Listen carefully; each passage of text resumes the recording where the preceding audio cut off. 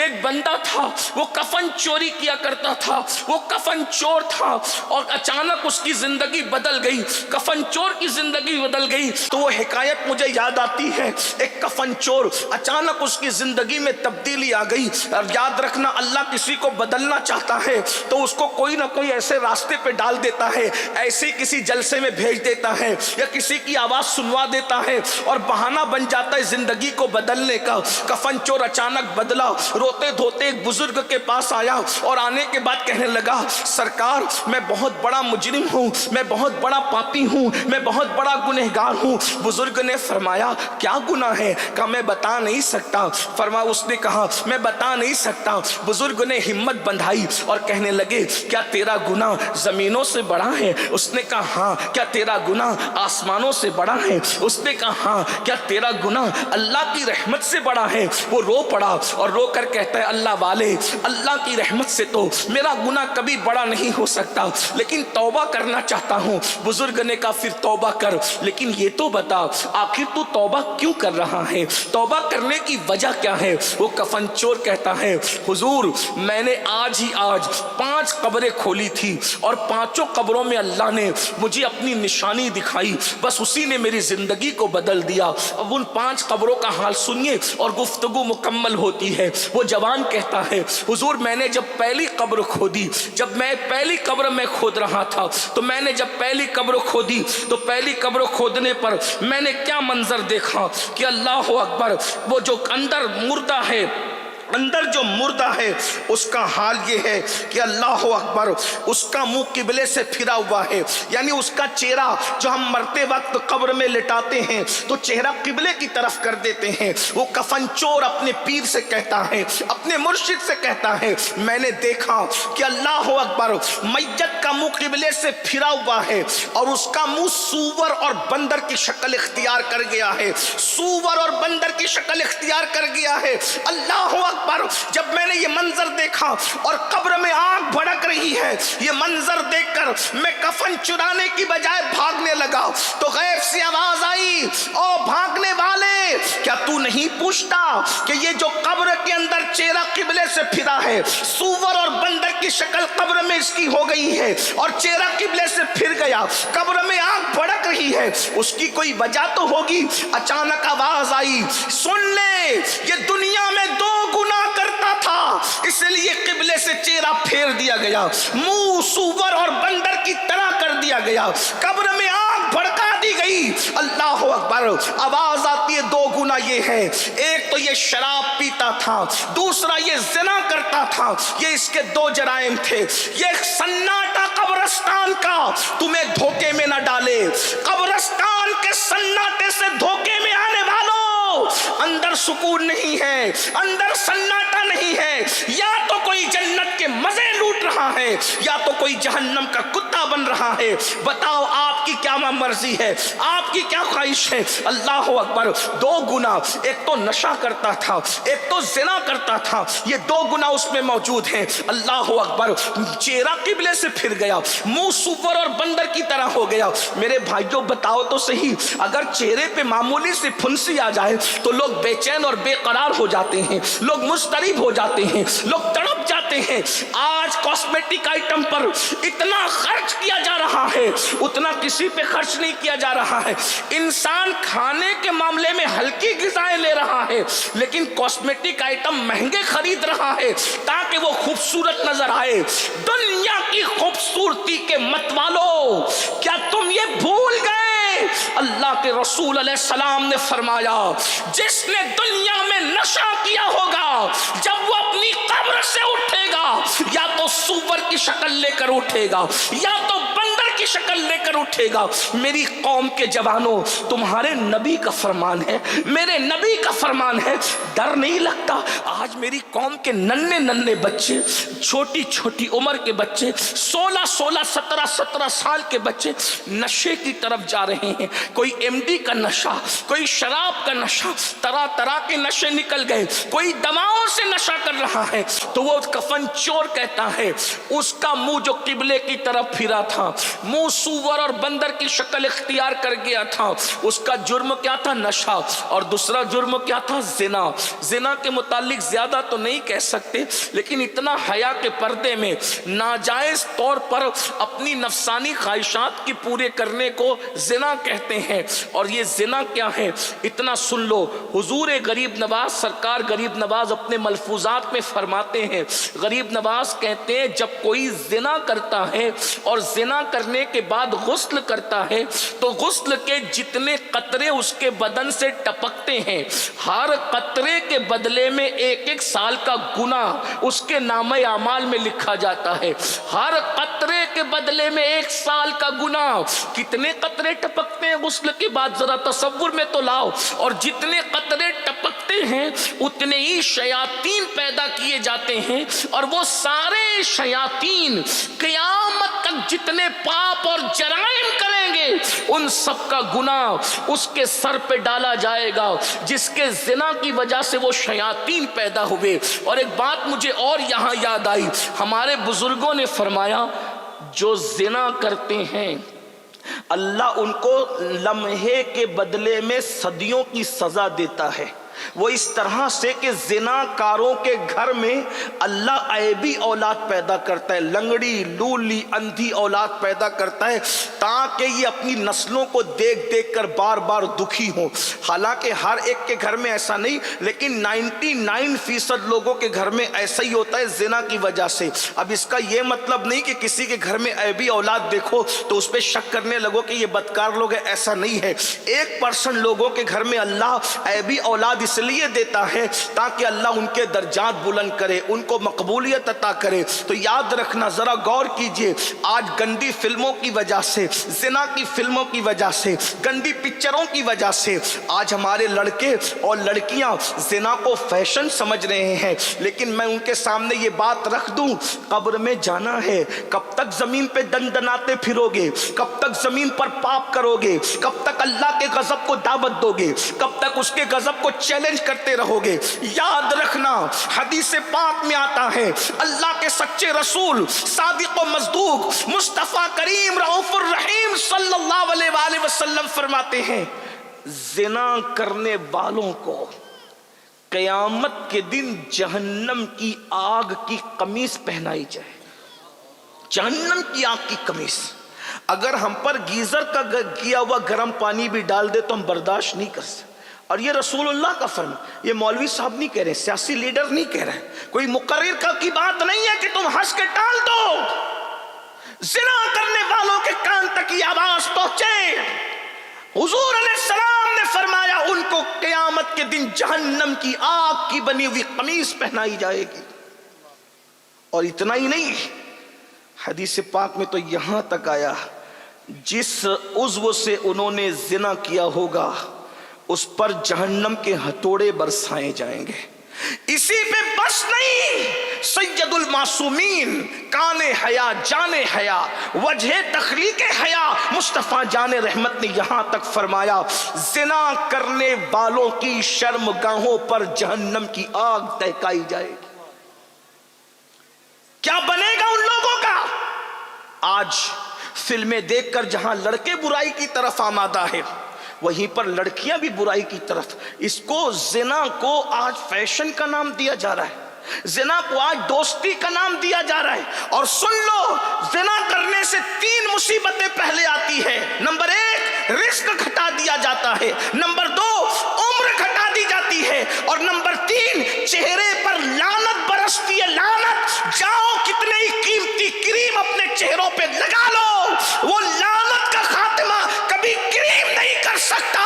और अगर अल्लाह से डर के कोई जिना छोड़ दे, जब दिल चमकेगा तो चेहरे भी चमकेंगे। और अल्लाह के खौफ से जो चेहरे चमकते हैं वो जमीन के ऊपर भी चमकते हैं, वो जनाजे के अंदर भी चमकते हैं, वो कब्र के अंदर भी चमकते हैं। और मैदान महशर में खुद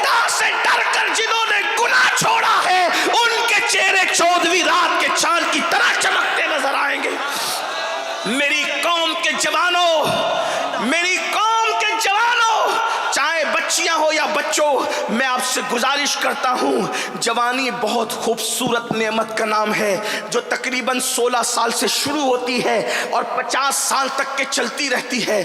جوانی آنے جانے کے لیے آتی ہے، ایک دن یہ جوانی کے خوبصورت لمحات چلے جائیں گے۔ میں قوم کی بیٹیوں سے بھی مخاطب ہوں، میری قوم کی بیٹیوں، آج تم بیوٹی پارلر تک جا رہی ہو، گلے میں دوپٹے کو مفلر کی شکل میں لٹکا رہی ہو، اللہ اکبر، باریک اور پتلے لباس پہن رہی ہو، اپنے دوپٹوں کو اللہ اکبر تم نے اپنا سر چھپانے کی بجائے فیشن کی طرح گلے میں لٹکانے کی کوشش کی ہے، اللہ اکبر، ہاتھوں میں چوڑیاں پہننے کے لیے کسی نا اجنبی مرد کے ہاتھ میں ہاتھ دیتی ہو، مہندی لگانے کے لیے اللہ اکبر فاسق اور کافر جو ٹائٹ جینس پہن کر کے بیٹھا ہے اس کے زانوں پر، اس کی رانوں پر تک ہاتھ رکھ کر کے مہندیاں لگاتی ہو۔ یہ آج فیشن بن چکا ہے، مہندی کی کلبیں شروع ہو گئی ہے، مردوں سے مہندیاں لگائی جاتی ہے۔ میں ان مسلمانوں سے مخاطب ہو کے کہتا ہوں میرے بھائیوں، غیرت کہاں چلی گئی مسلمانوں کی؟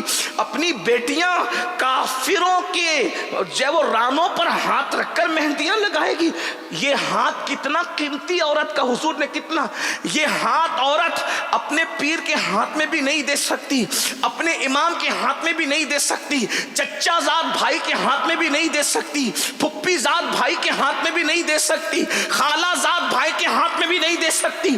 علماء کی توجہ چاہتا ہوں، ان کی معلومات میں اضافہ نہیں کروں گا لیکن ان کی دعا لوں گا کہ اگر غلطی کر رہا ہوں تو میری اصلاح کریں گے۔ بہت نازک جملہ کہہ رہا ہوں، یہ عورتوں کا ہاتھ اللہ کے رسول نے فرمایا کہ عورتیں میرے ہاتھ میں بھی نہیں دے سکتی۔ رسول اللہ سید المعصومین جس کے قریب سے کبھی گناہ گزر کے بھی نہیں جا سکتا، خطا جس کے قریب سے کبھی گزر کے بھی نہیں جا سکتی، حضور نے عورتوں کا ہاتھ اپنے ہاتھ میں نہیں لیا۔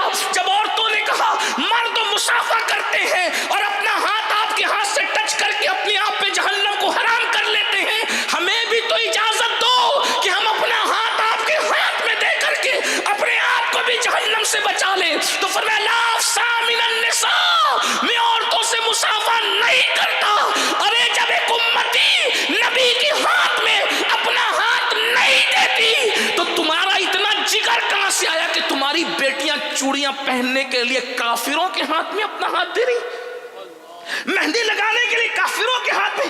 عورت کو ہم نے سمجھا کیا ہے اور عورتوں نے خود کو سمجھا کیا ہے؟ آج کل کی عورتیں فلم سیریل یہی تمہارے لیے آئیڈیل ہے؟ سیدہ فاطمہ الزہرا کی زندگی کو آئیڈیل نہیں بناؤ گے؟ محرم کے 3 دنوں میں امام حسین کے غم میں رونے والوں، کیا رسول اللہ کی امی جان کی زندگی تمہارے لیے آئیڈیل نہیں بن سکتی؟ شربت اور کھچڑا سنیت نہیں ہے، صرف اصل سنیت تو اہل بیت کا کردار ہے، اہل بیت کے نظریات ہیں۔ میں اپنی قوم کی بہنوں سے کہتا ہوں، مردوں کے سامنے بے پردہ آ جاتی، آدھی آستین کے کپڑے پہنتی ہے، پتلے کپڑے پہنتی ہے، برقعے اتنے خوبصورت پہنتی ہے کہ نہ دیکھنے والا بھی دیکھے۔ آج سے 900 سال پہلے حجت الاسلام امام غزالی نے فتویٰ دیا تھا کہ عورتیں ڈیزائن والا برقع نہیں پہن سکتی، اس لیے کہ اسلام، توجہ، اسلام برقع پہننے کا حکم نہیں دیتا، اسلام پردہ کرنے کا حکم دیتا ہے۔ اسلام نے برقعے کا حکم کبھی نہیں دیا، اسلام نے ہمیشہ پردے کا حکم دیا۔ وجہ اس لیے کہ ہر برقع پردہ بنے ضروری نہیں ہے، لیکن ہر پردہ برقعے کا کام ضرور کر جاتا ہے، اس لیے ہمارے اب پردے کا حکم ہے، برقعے کا حکم نہیں۔ 17 ہزار کے برقعے دبئی سے منگوا کر اپنی عزت نہیں بچا پا رہے ہو، اور سیدہ کائنات مخدومہ کائنات سیدہ فاطمہ الزہرا کی شان یہ ہے کہ دوپٹے پر 17 پیون لگے ہیں، اور غیرت کا عالم یہ ہے کہ سگا بیٹا بھی، سگا بیٹا سیدہ فاطمہ کے بال نہ دیکھ سکا۔ کسی نے امام حسین سے کہا حسین تیری ماں بہت نیک، کسی نے امام حسین سے کہا تیری ماں بہت نیک تھی، میں واللہ تو نے سچ کہا، کیونکہ جب میری ماں کا وصال ہوا میں صرف 7 سال کا بچہ تھا، صرف 7، سگا بیٹا، دودھ پینے والا بیٹا۔ امام کہتے ہیں جب میری ماں کا وصال ہوا میں صرف 7 سال کا تھا، उस 7 साल की उम्र में मैंने अपनी माँ को बगैर दुपट्टे के कभी नहीं देखा। मेरी माँ का दुपट्टा कभी सर से हटा हुआ मैंने नहीं देखा, यानी मैंने अपनी माँ के बाल कभी नहीं देखे। 7 साल का बेटा हुसैन जैसा शहजादा भी कह रहा है मैंने अपनी माँ के बाल सर के कभी नहीं देखे। मेरी माँ इतनी नेक थी कि 7 साल के बेटे ने भी उनके सर के बालों को नहीं देखा। और दुपट्टा क्या था? दुपट्टा क्या? पेवंदों का मजमुआ, पेवन का मजमुआ। एक दिन दुपट्टा इतना फटा दुपट्टा कि सैयदा पाक का दुपट्टा ओढ़ने के काबिल न रहा। बहनों की तवज्जो, आप सबकी भी तवज्जो। क्या हम अहले बैत से मोहब्बत की बात करते? सिर्फ हाथ चूमना अहले बैत नहीं, मोहब्बत अहले, सिर्फ नारे हैदरी लगाना यही मोहब्बत अहले बैत नहीं। सिर्फ इमाम हुसैन के नाम पर चंद रसूमात अदा करना यही मोहब्बत। असल मोहब्बत अहले बैत तो उनके किरदार और उनके अकीदे और उनके नजरियात को अपनाना है। मैं अपनी बहनों की तवज्जो, हर शादी के अंदर औरतें मेकअप करके जा रही। मेरी बहनों, मेकअप करने की इजाजत है मगर शादी के लिए नहीं, शौहर के लिए। मेकअप करके वलीमे में जाने की इजाजत नहीं है, शौहर के लिए मेकअप करने की इजाजत है। मेकअप मना नहीं है। औरतें सज धज के बाजार में जा रही, जहन्नम में जाओगी। किसी का कुछ नहीं, मौलवी का तो कुछ नहीं बिगड़ने वाला, मौलवी तो अपनी जिम्मेदारी पूरी कर रहा है।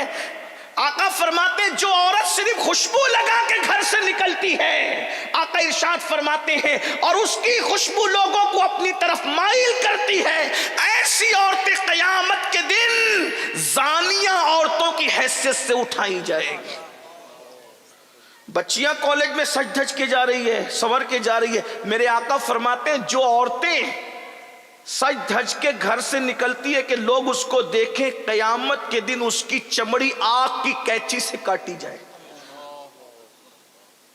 मैं तो औरतों को देखता हूं तो मुझे इतना तरस आता है कि जो औरतें सिर्फ डांटने पे रो पड़े, ये अल्लाह का अजाब कैसे बर्दाश्त कर पाए।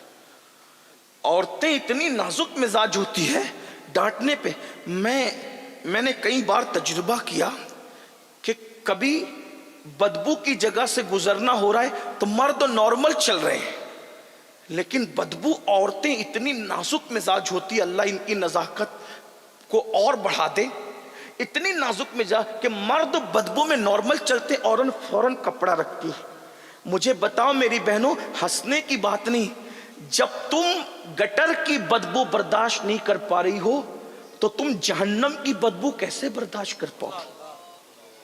जब तुम किसी की डांट बर्दाश्त नहीं कर पा रही हो तो वो बड़े बड़े वो हथौड़े जो जहन्नम में अल्लाह ने तैयार कर रखे हैं, हदीस पाक में आता है जहन्नम का हथौड़ा इतना बड़ा है कि तमाम जिन्नात और इंसान मिलकर भी उस हथौड़े को उठा नहीं सकते, जिससे अजाब दिया जाएगा जहन्नमियों को। ये हुजूर की हदीस है सल्लल्लाहु अलैहि वसल्लम। तो बात दूर निकल गई, मैं बात समेटते हुए क्या अर्ज कर रहा था। सैयदा कायनात का दुपट्टा इतना फट गया एक दिन, इस्तेमाल के काबिल न रहा। तो मौला अली ने वो दुपट्टा देखा तो कहने लगे सैयदा आपका दुपट्टा इतना फट गया है कि ये पहनने के काबिल नहीं है। लेकिन ये बात भी बड़ी है, इतना दुपट्टा फटने के बाद भी सैयदा ने मौला अली को नहीं कहा कि मुझे दुपट्टा ला कर दो। मौलाए कायनात कहते हैं फातिमा जैसी औरत कयामत तक पैदा नहीं हो सकती, क्योंकि उसने पूरी जिंदगी मुझसे कोई फरमाइश ही नहीं की, पूरी जिंदगी मुझसे कोई कुछ नहीं मांगा। मौला अली कहते हैं पूरी जिंदगी मुझसे कुछ नहीं मांगा, कभी फरमाइश नहीं की, इसलिए कि फातिमा मांगने वाली का नाम है ही नहीं, फातिमा तो देने वाली का नाम है। इसलिए कि हमारे मसलक में ये है, हमारे मसलक में ये है कि जब सैयदों को शजरों से न पहचाना जा सके, शजरे खलत मलत हो जाए और हर कोई साहिबे शजरा बनने लगे, तो सूफिया कहते हैं जब सैयदों को शजरों से न पहचाना जा सके तो दो चीजों से उन्हें पहचानना, या तो उनकी सखावत से पहचानना या तो उनकी माफी की आदत سے ان کو پہچاننا. ارے جب سید اتنا دیتا ہے تو سیدہ کے دینے کی شان کا عالم کیا ہوگا. آؤ در زہرا پر پھیلائے ہوئے دامن, آؤ در زہرا پر پھیلائے ہوئے دامن, نسل ہے کریموں کی لجپال گھرانہ ہے. نعرہ تکبیر, نعرہ رسالت, ذکر سیدائے کائنات. ارے جس کے بیٹے اتنا دیتے ہیں کہ لوگ لے لے کر کہتے ہیں خواجہ ہند وہ دربار ہے آلات.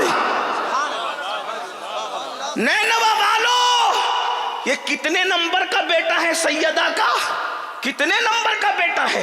سیدہ فاطمۃ الزہرا, ان کے بیٹے امام حسین, ان کے بیٹے امام زین العابدین, ان کے بیٹے امام محمد باقر, ان کے بیٹے امام محمد جعفر الصادق, ان کے بیٹے امام موسیٰ کاظم, ان کے بیٹے سید محمد ادریس, ان کے بیٹے سید ابراہیم, ان کے بیٹے سید عبدالعزیز, اور ان کے بیٹے سید عبدالعزیز کے سید نجم الدین, ان کے بیٹے سید غیاث الدین, اور ان کے بیٹے سیدنا معین الدین غریب نواز.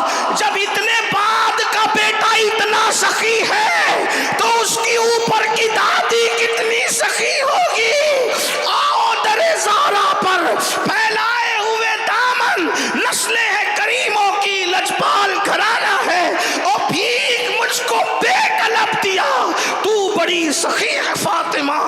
زمانے میں جو کچھ خیرات بٹ رہی ہے وہ سیدہ کی چکی چل رہی ہے تو خیرات بٹ رہے ہیں. سبحان اللہ, سبحان. فرماتے مولا کبھی فرمائش نہیں کی سیدہ نے, کچھ فرمائش, کبھی فرمائش. آج تو عورتوں کا حال یہ ہو گیا, ہر شادی پہ نیا ڈریس چاہیے.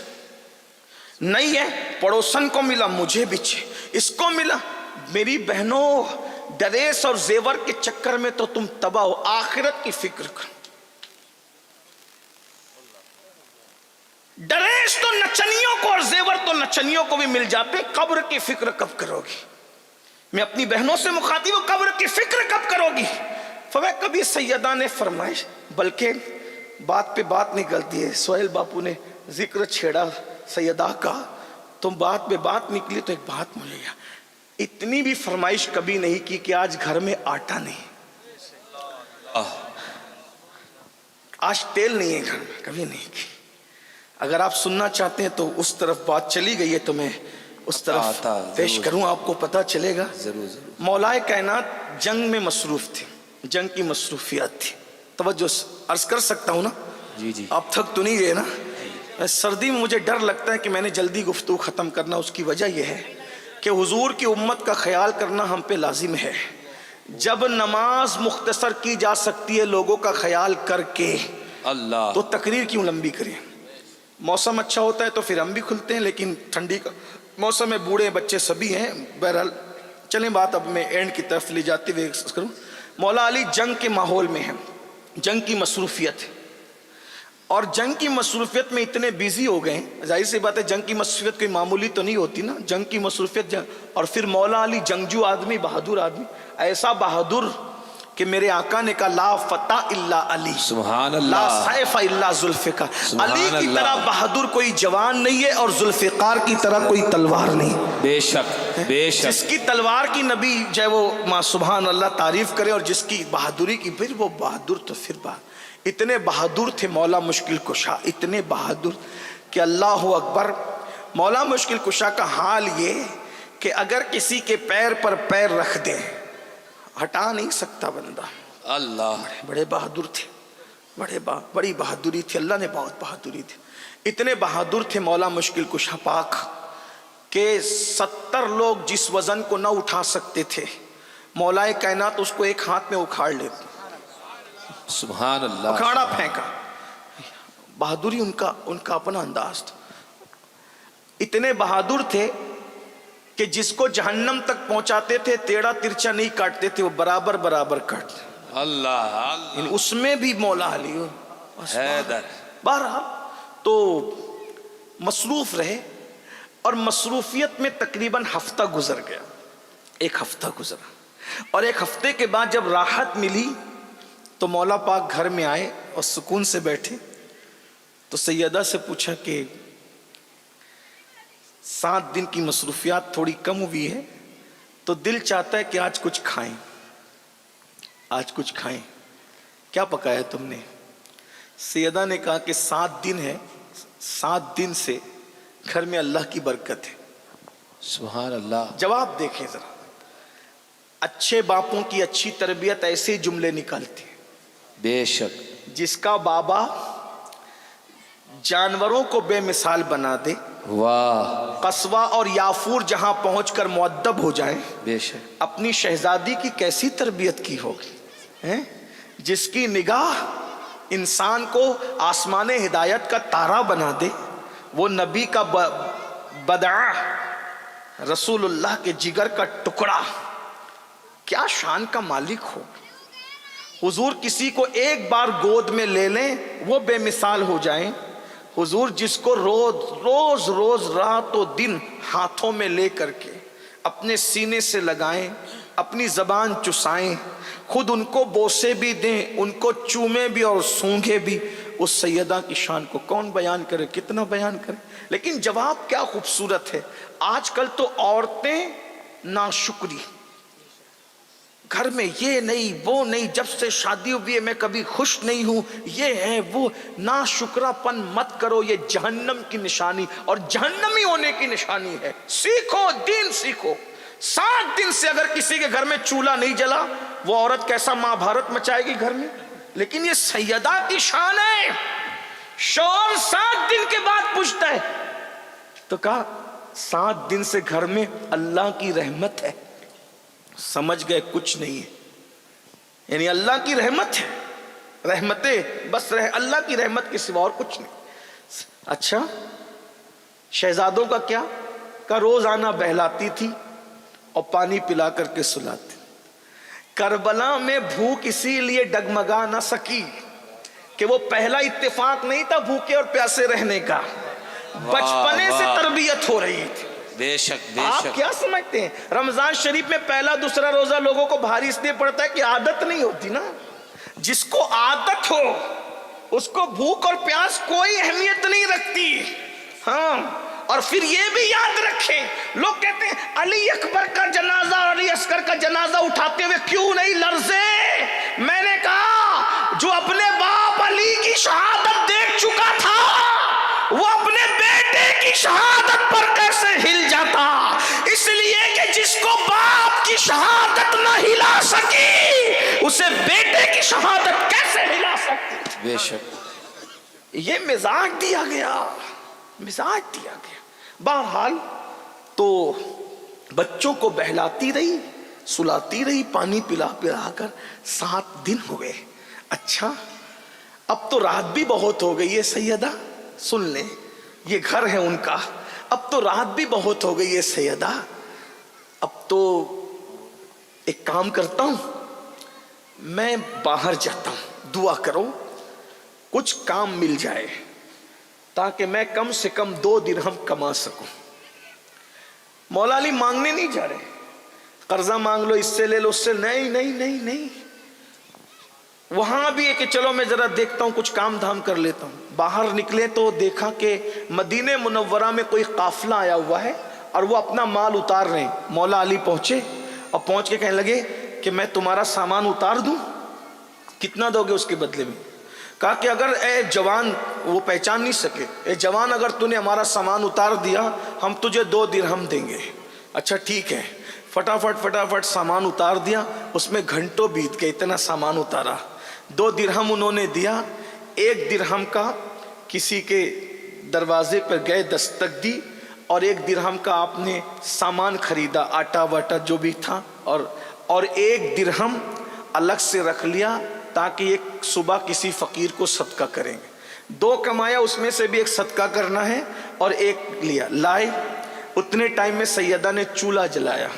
سیدہ جب چولہے میں پھونکتی تھی نا تو چولہے کا گرد و غبار سر پر اور چہرے پر آتا تھا، اور عورتیں جانتی ہیں کہ جب چولہے میں پھونکو تو واپس ذرات آتے ہیں۔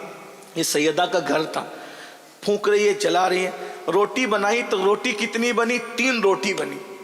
اس میں جتنا آٹا آیا تھا 1 درہم میں 3 روٹی بنی.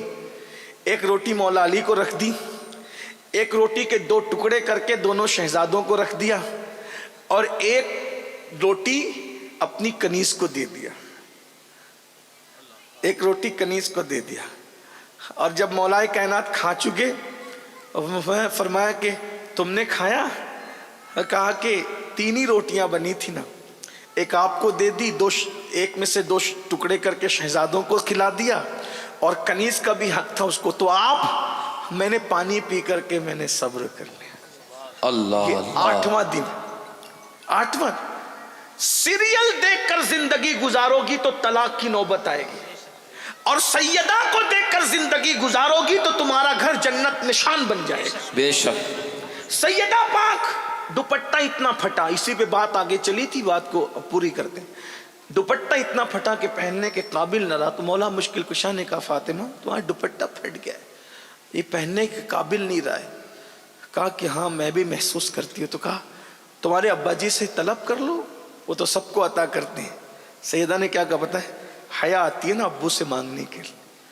سارا جہان جس سے مانگتا ہے کہتے ہیں حیات چلو ہم چل کر تمہاری سفارش کرتے ہیں. گئی ہیں, جانے کا کیا تھا, بازو میں ہی گھر, ابھی بھی بازو میں ہی ہے. مسجد نبی میں 2 ہی حجرے بچے ہوئے, باقی سب ختم ہو گئے. ایک تو سیدہ کا حجرہ ہے اور ایک تو سیدہ عائشہ کا, 2 حجرے, ابھی بھی 2 حجرے موجود ہیں. جو ہم تالا دیکھتے ہیں جہاں دروازہ حضور کے, حضور علیہ السلام کے مزار میں جانے کا جو دروازہ ہے, جو دروازہ ہے سیدہ کے حجرے میں لگا ہے.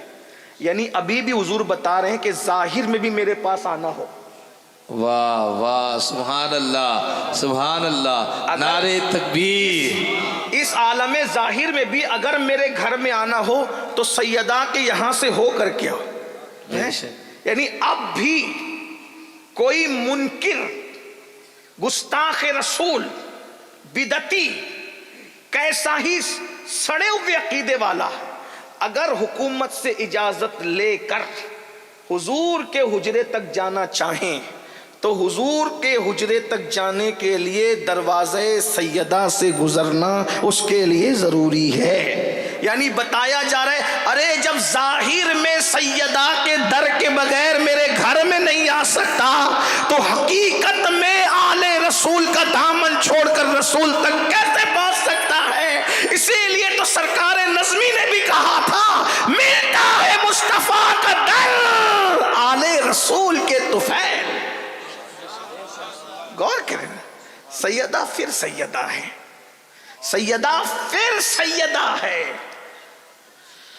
حضور کے پاس آنے کے بعد مولا نے کہا آقا فاطمہ الزہرا کا دوپٹہ اتنا پھٹ گیا ہے کہ پہننے کے قابل نہیں. آقا نے فرمایا ابھی, حضور کا انداز دیکھ, ابھی بدر و احد کے یتیموں کا حق دینا باقی ہے. میں اپنی بیٹی کو کچھ کیسے دے دوں؟ البتہ اس وقت میں فاطمہ الزہرا کو, چونکہ بظاہر اس وقت میرے پاس کچھ نہیں ہے, میرے پاس اونٹ کا چمڑا پڑا ہوا ہے, اس لیے میں کہتا ہوں کہ یہ اونٹ کا چمڑا لے جاؤ اور اسی چمڑے پر فاطمہ کے دوپٹے میں پیون لگا لو. 16 ٹکڑے کپڑے کے تھے اور 17واں پیون اونٹ کے چمڑے کا تھا, اور وہ اونٹ کا چمڑے کا جو پیون تھا وہ بالکل سر پہ آتا تھا. جب وہ پیون لگا کر کے اوڑا ہے دوپٹہ, حضور آ گئے. بہرحال باپ تو پھر باپ ہی ہوتا ہے. واہ, باپ کتنا بھی سخت دل ہو بیٹی سے پیار کرتا ہے, اولاد سے پیار کرتا ہے. جس کا بابا رحمت للعالمین ہو, ساری کائنات کے لیے, سارے عالمین کے جو رحمت بنا کر بھیجا, وہ بیٹی پہ کتنا مہربان ہوگا. جس نے دوسروں کی بیٹیوں کی عزت بتائی اور بچائی ہو, وہ اپنی شہزادی پہ کتنے مہربان ہو. جب بیٹی کے سر پہ دوپٹہ دیکھا کہ دوپٹے میں 17واں پیون چمڑے کا ہے, اونٹ کے چمڑے کا, آنکھ میں ٹپ ٹپ آنسو آ گئے اور رو پڑے. حضور کو دیکھ کر کے مولا علی بھی روئے, مولا علی کو دیکھ کے سیدہ بھی روئی. تو سرکار نے میں رونا نہیں, کیا تم اس بات پہ خوش نہیں ہو, کیا تم اس بات پہ خوش نہیں ہو کہ دنیا والوں کے لیے دنیا کی نعمتیں ہیں اور محمد اور آل محمد کے لیے جنت کی نعمتیں. سبحان اللہ. میں اپنی بہنوں سے کہنا, آج جو زنا بڑھ رہا ہے، زنا اور بدکاری، بے پردگی اس میں مین کردار ادا کر رہی ہے. عورتیں پردے میں رہیں اور مرد اپنی نگاہوں پہ کنٹرول کریں. تو پہلی وجہ وہ کفن چور بیان کرتا ہے کہ میں نے دیکھا کہ قبر میں جو منہ پھرا ہوا ہے سور اور بندر کی طرح ہے، اس کی پہلی وجہ تھی یا تو وہ شراب پیتا تھا یا تو زنا کرتا. پھر اس کے بعد اس نے کہا کہ میرا جی نہ بھرا، ڈرا تو تھا لیکن میں نے سوچا چلو بھائی کچھ کمانا تو ہے، تو دوسری قبر کھودی. جب میں نے دوسری قبر کھودی تو میں نے دوسری قبر میں ایک اور بھیانک منظر دیکھا کہ میت سور کی طرح ہے اور جہنم کی زنجیروں میں جکڑی ہوئی ہے. تو میں نے پوچھا، میں تو وہاں حال یہ تھا کہ اس سے بھیانک منظر، سور کی شکل میت کی اور وہ بھی زنجیروں کے اندر، جہنم کی آگ کی توق اور اس کی زنجیروں میں جکڑا ہوا ہے. تو جب میں بھاگنے لگا تو غیب سے آواز آئی، سنتا جا. یہ بھی دو گناہ کرتا تھا، ایک تو یہ جھوٹی قسمیں کھاتا تھا اور یہ حرام روزی کماتا تھا، اس لیے اس کا یہ حال کیا. جھوٹی قسم، جھوٹی قسم. آج لوگ گناہ نہیں سمجھتے. اللہ پاک ارشاد فرماتا ہے حدیث قدسی میں، میرے نام کو قسموں کا نشانہ نہ بناؤ.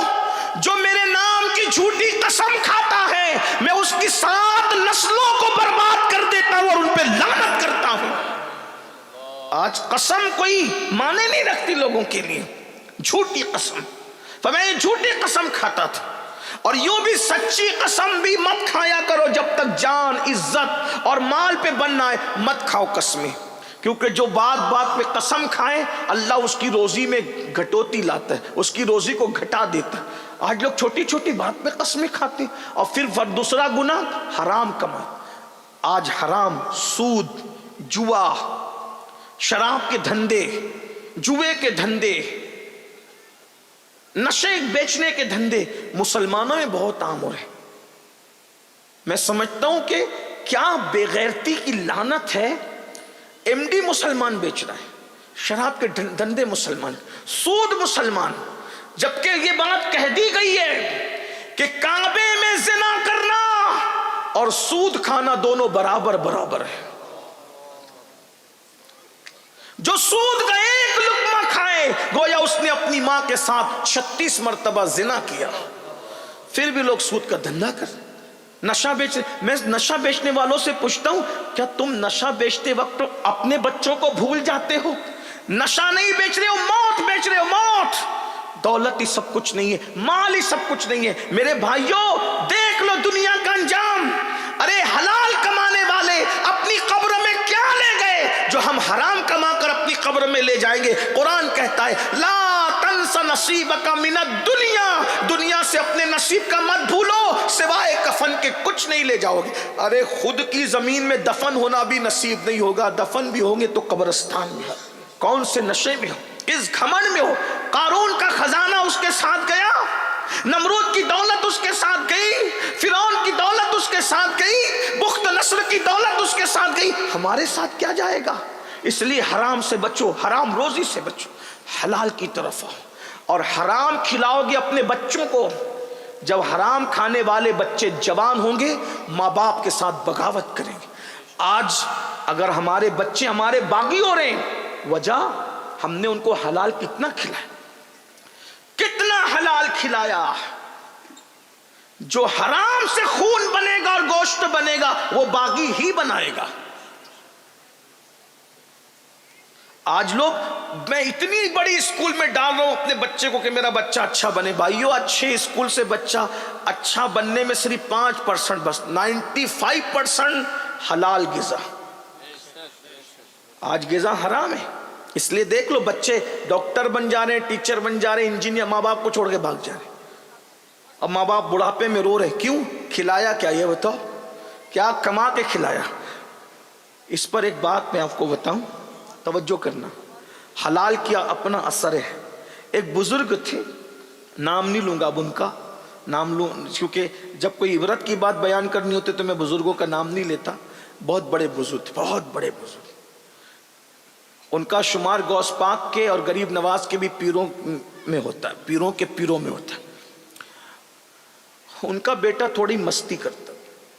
ایک مرتبہ مستی میں ان کے بیٹے نے ایک بیشتی سمجھتے ہیں بیشتی، پانی جو بیچتے ہیں، صبح صبح اس کے مشکیزے پہ تیر چلا دیا، اس کا پورا پانی بہہ گیا، مشکیزہ بھی پھٹ گیا۔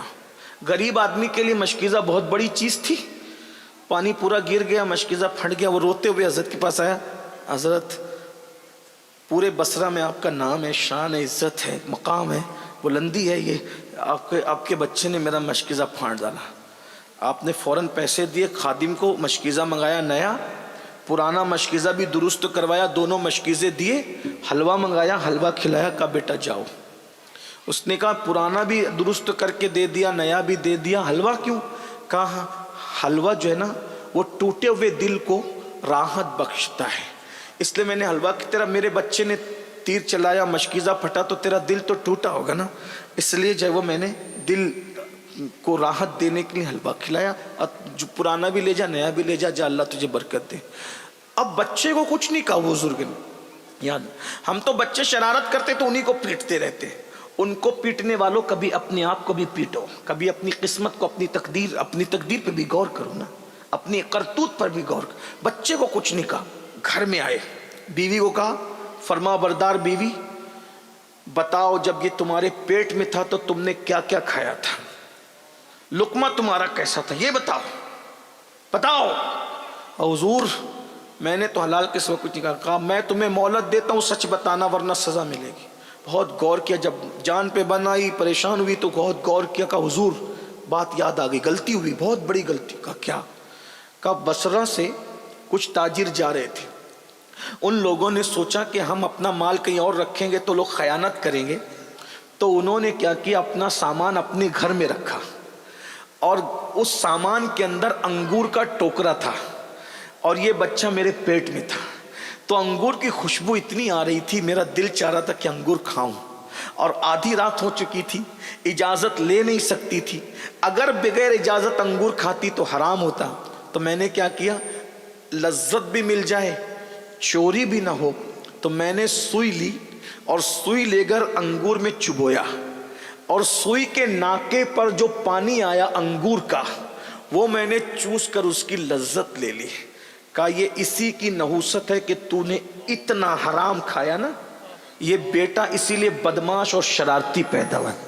اتنے بڑے ولی کی بیوی اگر انگور کا رس سوئی کے ناکے پہ انگور کا رس کتنا آتا ہے، جب وہ چوس لے تو حال یہ ہوتا ہے کہ بچہ بدماش اور شرارتی پیدا ہوتا ہے، جو قرضہ لے کر کھا رہے ہیں، ادا نہیں کر رہے ہیں، پورا ہڑپ کر جا رہے ہیں، بھائیوں کا حصہ نہیں دے رہے ہیں، بہنوں کا حصہ دبا لے رہے ہیں، موبائل چوری کر کے کھا رہے ہیں، سود کے پیسے کھا رہے ہیں، حرام کے پیسے کھا رہے ہیں، دادا گیری کر کے بھتہ وصول کر رہے ہیں، ان کی اولادوں کا کیا ہوگا؟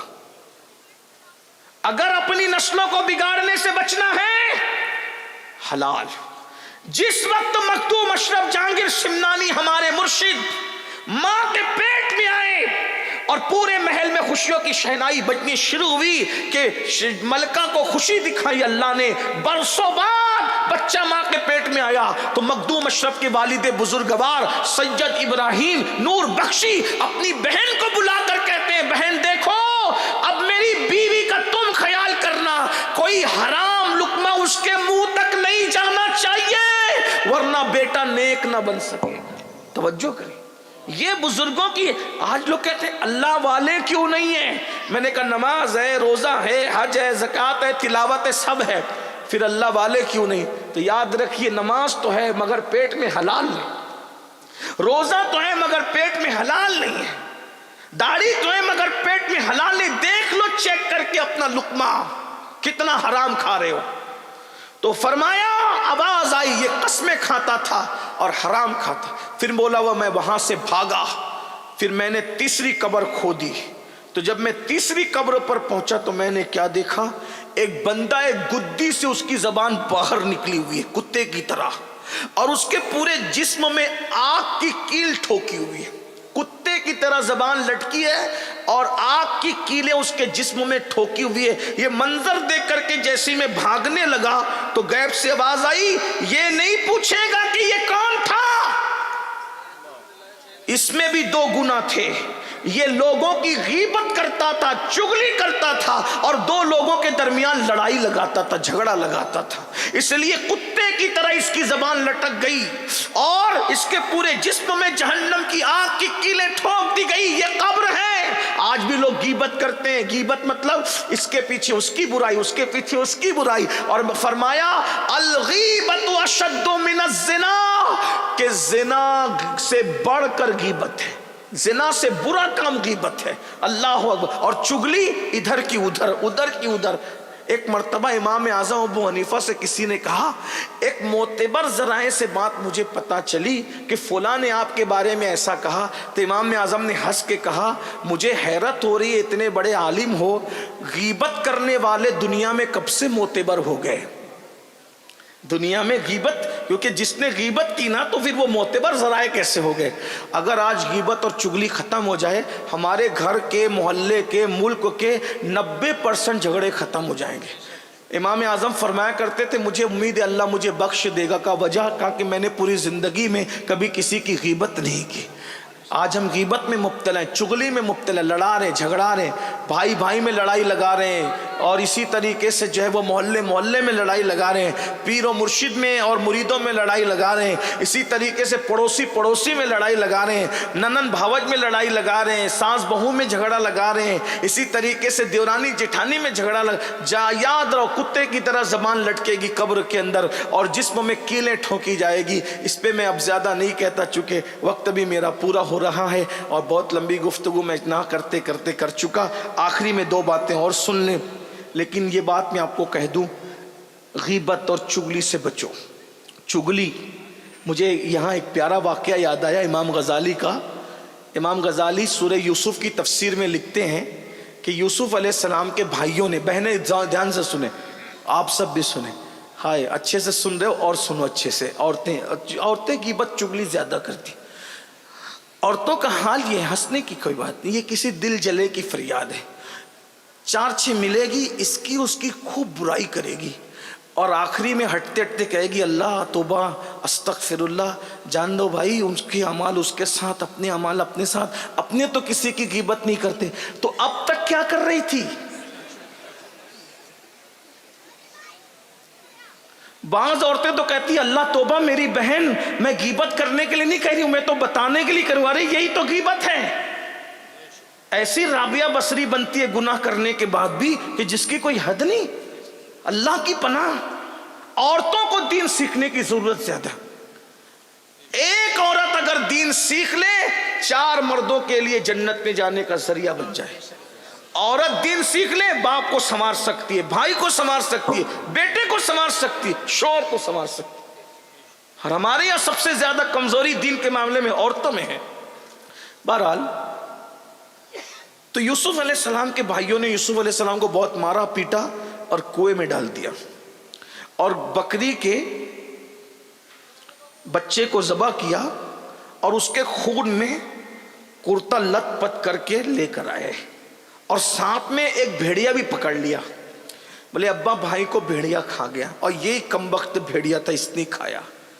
حضرت یوسف علیہ السلام کا کرتا حضرت یعقوب علیہ السلام نے دیکھا تو آپ روتے روتے ہنس پڑے, کہنے لگے کتنا ہوشیار تھا نا وہ بھیڑیا, کہ پورا یوسف کھا گیا اور کرتا بھی نہیں پھٹا. انسان کو کھائے گا تو پہلے کرتا پھٹے گا نا, کرتا صحیح سلامت. اور وہ روتے ہوئے آئے, ہم نہ تھے, ہم نہ تھے, ہم نہ تھے. اسی لیے امام غزالی کہتے ہر رونے والے پر اعتماد مت کرنا, کیونکہ یوسف علیہ السلام کے بھائی بھی روتے ہوئے ہی آئے تھے. آپ کہیں گے کیا رونا برا ہے؟ میں نے کہا برا نہیں ہے, رونا برا نہیں ہے. رو یعقوب بھی رہے تھے اور رو بھائی بھی رہے تھے, دونوں کے رونے میں کیا فرق تھا؟ یعقوب کو محبت یوسف رلا رہی تھی اور بھائیوں کو رونا نہیں آ رہا تھا, وہ رونے کی ایکٹنگ کر رہے تھے. تو محرم میں بھی 2 لوگ روتے ہیں, ایک طبقہ رونے کی ایکٹنگ کرتا ہے اور ایک طبقہ محبت حسین میں روتا ہے. تو محبت حسین میں رونا عبادت ہے, لیکن ہم نہ تھے کی ایکٹنگ کرنا یہ خیانت ہے. ایک بات یاد رکھنا، اس لیے ہر ایک کے رونے پر پگھلنے کی ضرورت نہیں ہے. بھائی آئے تھے روتے ہوئے. بہرحال تو حضرت یعقوب علیہ السلام نے کہا بھیڑیا کھا گیا. ہاں یہ بھیڑیا ہے، دیکھو یہ اسی نے کھایا. آپ نے روتے ہوئے کہا او بھیڑیے، میرے اتنے خوبصورت لال کو تو کیسے کھا گیا؟ تو بھیڑیے نے، حضرت یعقوب پیغمبر تھے، نبی تھے نا، ان سے بات کی. اللہ کے نبی، میں بھیڑیا ضرور ہوں لیکن میں نے آپ کے بیٹے یوسف کو نہیں کھایا، کیونکہ مجھے معلوم ہے وہ اللہ کا نبی ہے اور اللہ کے نبی کو کھانا جانوروں پر حرام ہے. جانور اللہ کے نبی کو نہیں کھا سکتا، مٹی اللہ کے نبی کو نہیں کھا سکتی، جانور اللہ کے نبی کو نقصان نہیں پہنچا سکتے. تو اس لیے وہ تو نبی ہے، صدیق ہے، میں کیسے کھا سکتا ہوں؟ میں نے نہیں کھایا. کہا پھر کیا ہوا؟ کہا جو ہوا میری آنکھوں کے سامنے، میں نے سب دیکھا. کہا بتا کیا ہوا؟ میں نہیں بتاؤں گا. بھائی لوگ تو نہیں سن رہے تھے نا یہ سب بات، کیونکہ نبی تھے یعقوب علیہ السلام. حضرت امام غزالی لکھتے ہیں یعقوب علیہ السلام نے کہا جب تیری آنکھ کے سامنے ہوتا کیوں بتاتا نہیں ہے؟ کہا اس لیے نہیں بتاتا کہ یہ چگلی ہو جائے گی، اور چگلی اللہ کو پسند نہیں ہے. میں بھیڑیا ضرور ہوں مگر چگل خور نہیں ہوں. اللہ کو اس بھیڑیا کی ادا اتنی پسند آئی کہ اللہ رب العزت نے یونس علیہ السلام کی مچھلی کو جنت میں داخل کرنا ہے، اصحاب کہف کے کتے کو جنت میں داخل کرنا ہے، تو ساتھ ساتھ حضرت یوسف علیہ السلام کے اس بھیڑیے کو بھی جنت میں داخل کرنا ہے، کیونکہ اس نے غیبت نہیں کی. اگر بھیڑیا چگلی سے بچ جائے تو اللہ بھیڑیے کو جنت عطا کرے، اگر مومن چگلی سے بچ جائے تو اللہ اس کو جنت کیوں نہ عطا فرمائے. چگلی سے بچ نہیں کرنا کسی کی، ادھر کی بات ادھر نہیں کرنا، بہت خراب بات ہے، بہت بری بات ہے. 90% جھگڑے گھر کے ختم ہو جائیں گے. چھوٹے چھوٹے بچوں کو بھی بتاؤ کہ چگلی نہیں کرنا. چوتھی بات کہ جب وہ کہتا ہے کہ میں چوتھی قبر پہ پہنچا تو میں نے دیکھا ایک سنسنی خیز منظر تھا کہ مردے کو آگ میں الٹ پلٹ کر رہے تھے فرشتے. اس کو سمجھانے کے لیے بتاؤں کیسے؟ جیسے مرغی تندوری بھونتے ہیں تو کیسے اس کو پلٹتے ہیں، سمجھانے کے لیے کہہ رہا ہوں، یہ ہنسنے کی کوئی بات نہیں. تو ایسے اس کو مردے کو آگ میں وہ تپا رہے، جہنم کی آگ میں الٹ پلٹ کر رہے تھے اور اس کو آگ کے گوزوں سے مار رہے تھے. مجھ پر اتنی دہشت طاری ہوئی کہ میں برداشت نہ کر سکا اور میں قبرستان سے نکل کر کے بھاگا. تو غیب سے آواز آئی سن لے، یہ وہ کمبخت ہے جو نماز نہیں پڑھتا، اسی لیے اس کو قبر میں آگ پہ، جہنم کی آگ پہ. آپ تو سوچ رہے ادھر کہ مست مزے سے قبر میں سو رہے، مست مزے سے نہیں. اللہ کے رسول علیہ السلام فرماتے ہیں جب بے نمازی مرتا ہے تو اس کی قبر میں اللہ تبارک و تعالیٰ ایک گنجا سانپ مسلط کرتا ہے جس کا نام شجاع الاقرع ہے، اور وہ اس کے جو ناخن ہے وہ لوہے کے، اور وہ جس کو ایک بار ڈسے 1000 سال تک کے اس کے اندر زہر گھومتا رہے اور اس کی ہڈی ٹکڑے ٹکڑے ہو جائے. شجاع الاقرع. اور جب کوئی بے نمازی ہوتا ہے تو وہ اس کو ایک بار نہیں ڈستا، فجر نہیں پڑی تھی تو ظہر تک، ظہر نہیں پڑی تھی تو عصر تک، عصر نہیں پڑی تھی تو مغرب تک، اور مغرب نہیں پڑی تھی تو عشاء تک، اور عشاء نہیں پڑی تھی تو فجر تک اس کو ڈستا رہتا ہے. اور وہ کہتا ہے میرا نام شجاع الاقرع ہے، اے نماز نہ پڑھنے والے، قیامت تک میں تجھے اسی طرح ڈستا رہوں گا.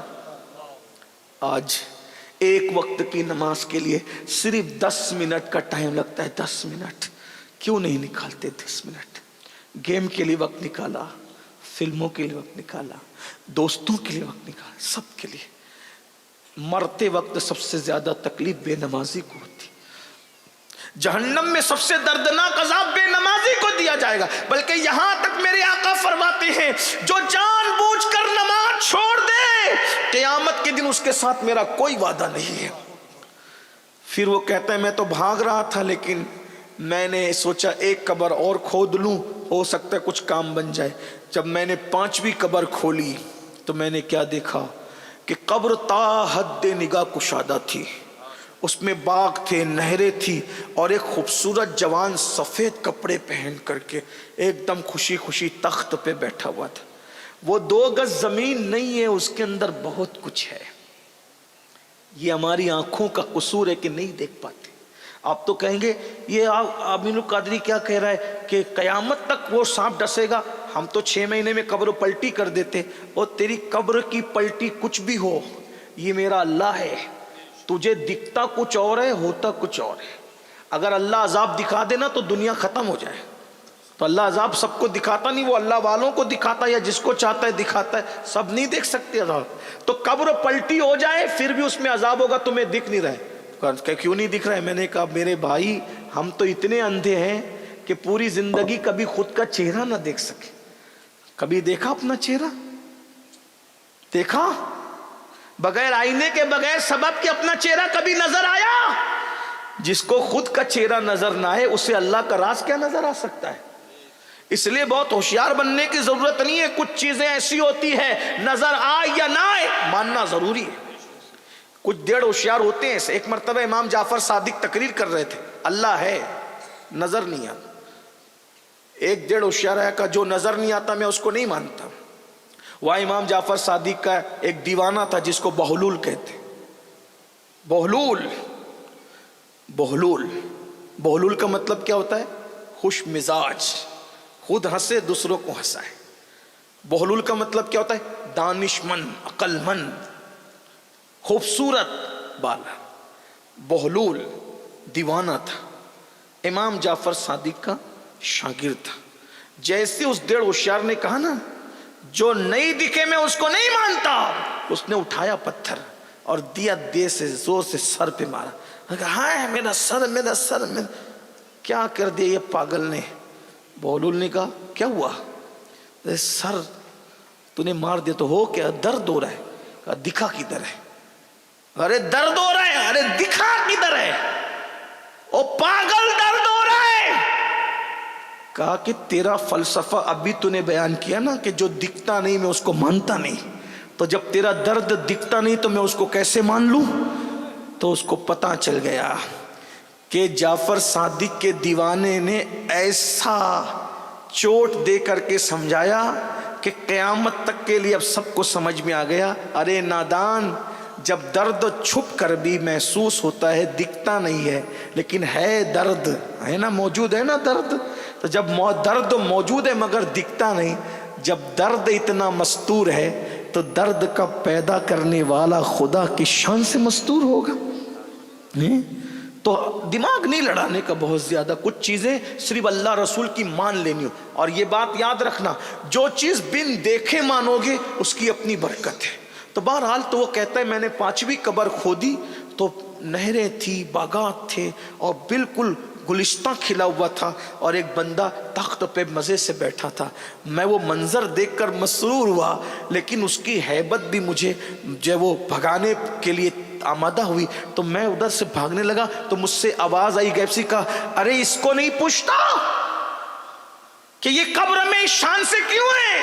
لوگ تو سمجھ رہے کہ 2 گز چھوٹی سی جگہ ہے، کب کروٹ لینے کو جگہ نہیں، لیکن یہاں تو پورا گلستہ کھلا، یہاں تو پوری باغ و بہار ہے. پوچھ اس سے کہ یہ کیوں ہوا. تو خود ہی غیب سے آواز آئی، یہ وہ خوش نصیب ہے جس نے جوانی میں اللہ کی بارگاہ میں توبہ کر لی تھی، اس لیے اللہ نے اس کو یہ مقام عطا فرمایا. یہ جوانی میں توبہ کا انعام ہے. بڑھاپے میں تو بھیڑیے بھی سدھر جاتے. جب کسی کے کام نہیں آتے تو پھر ہاتھ میں تسبیح لینا اور بغل میں مصلی، پھر وہ مزہ نہیں رہتا. اگر سدھرنا ہے تو جوانی میں سدھرو، سنورنا ہے تو تاش کے پتے چھوڑ دو، جوا چھوڑ دو، شراب چھوڑ دو، اللہ کی بارگاہ میں توبہ کر لو. کیونکہ حدیث پاک میں آتا ہے اللہ فرماتا ہے جو جوان جوانی میں توبہ کرے میں اس کو اپنا محبوب بندہ بنا لیتا ہوں. ایک حدیث میں یہاں تک آیا کہ جب کوئی بندہ جوانی میں توبہ کرتا ہے تو اللہ 40 دن تک آسمان میں نور کی قندیلیں روشن فرماتا ہے اور فرشتے ایک دوسرے سے کہتے ہیں جوان نے توبہ کی ہے، جوان نے توبہ کی ہے، جوان نے توبہ کی ہے. اس خوشی میں نور کی قندیلیں روشن کی گئی ہے. اور ایک بات یہ بھی یاد رکھنا، جوانی کی توبہ اللہ کا مقبول بندہ بنا دیتی ہے.